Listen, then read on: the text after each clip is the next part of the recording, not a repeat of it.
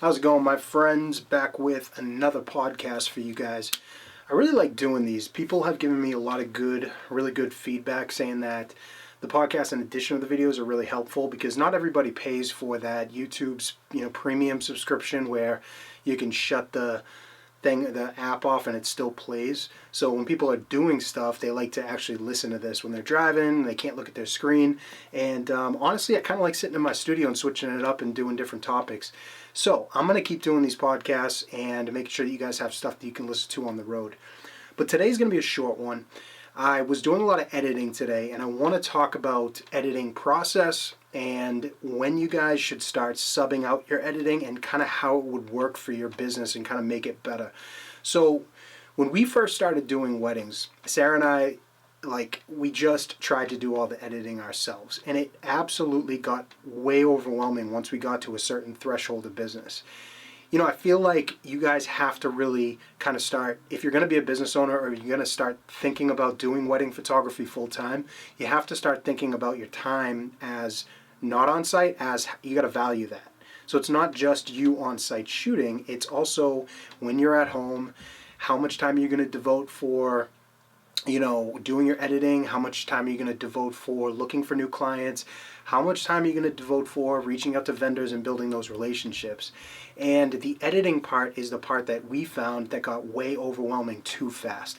I mean, guys, it's honestly super crazy. And if you guys are at the beginning of this journey, I'm just kind of want to warn you and to start thinking about this before.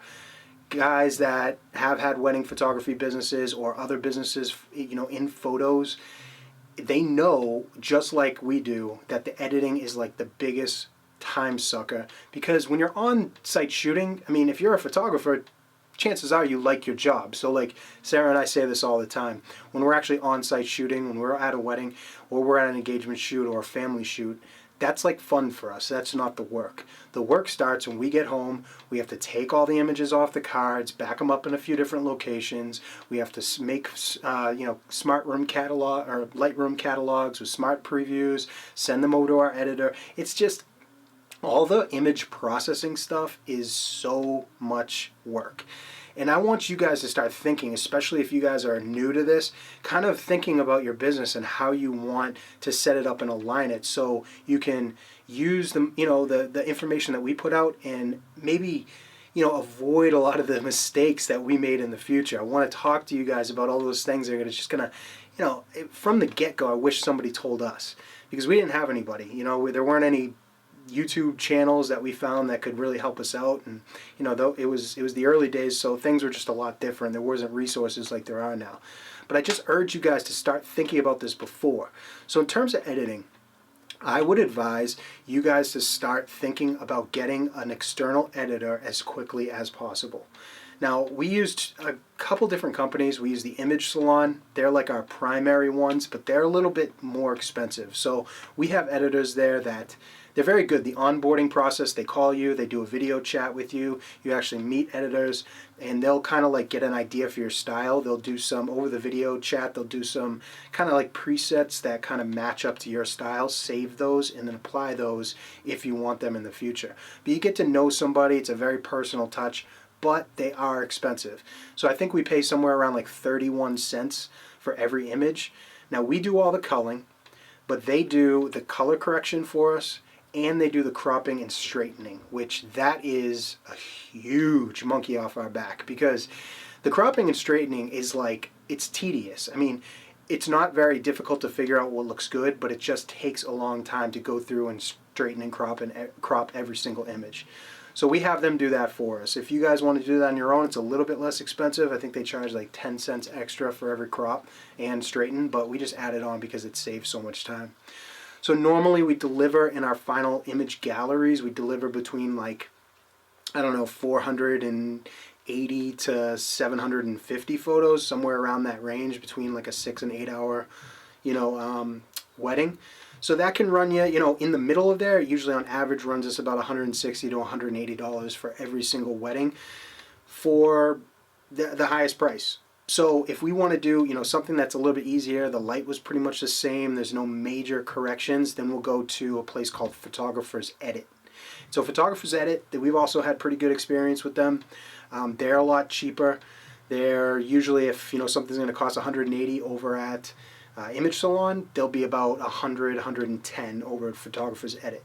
But if they're major color, like we had this one wedding this year where the ceremony was like kind of at sunset, and the sun was like a perfect like beam right through this huge stained glass window that was projecting right at the ceremony. So like there was like all these different colors all over their faces and like all over the place, and the pastor and all that. So that's a difficult edit. So we sent that over to the Image Salon.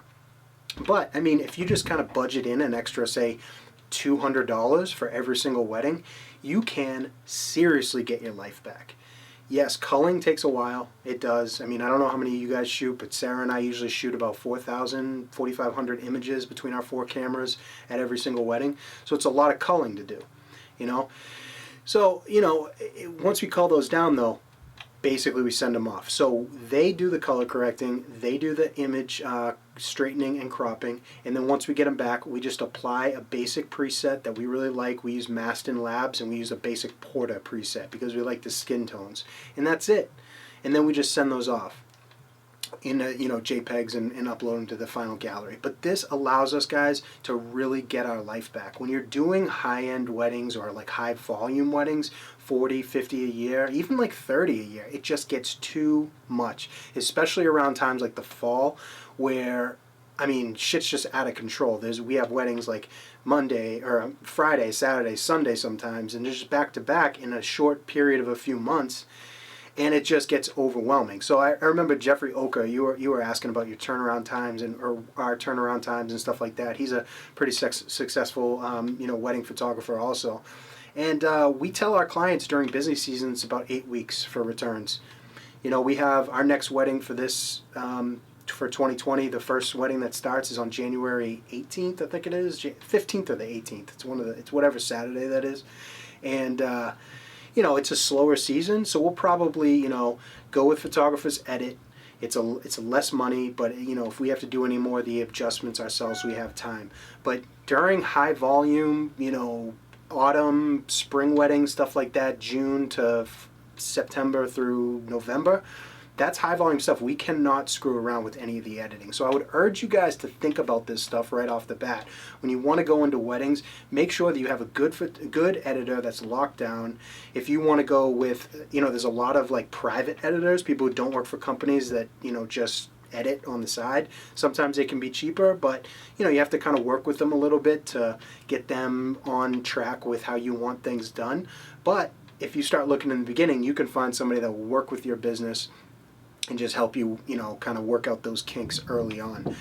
So it's good to think about that stuff, guys. I promise you that your editing, getting your contracts straight, which I'm going to do a whole new separate video on contracts as well, but getting those things, your editing and your contracts and the people that you're working with all dialed in before just makes your wedding season go so much smoother, and you're not going to get overwhelmed when you have brides showing up in your email inbox. Hey, when's my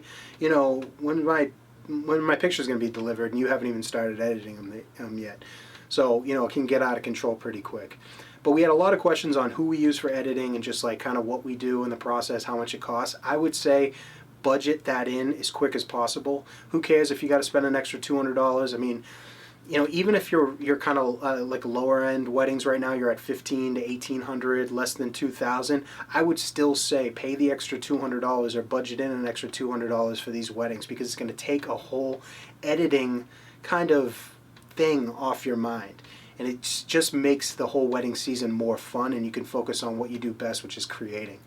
So hopefully this was helpful for you guys. Just a quick, podcast video on YouTube, just to, let people know the answer to some of the questions they were asking about my editing process. So if you guys have any other questions, feel free. You guys know I'm active in the comments, or send me an email, whatever. And as always, I appreciate all the support, guys. Till the next video.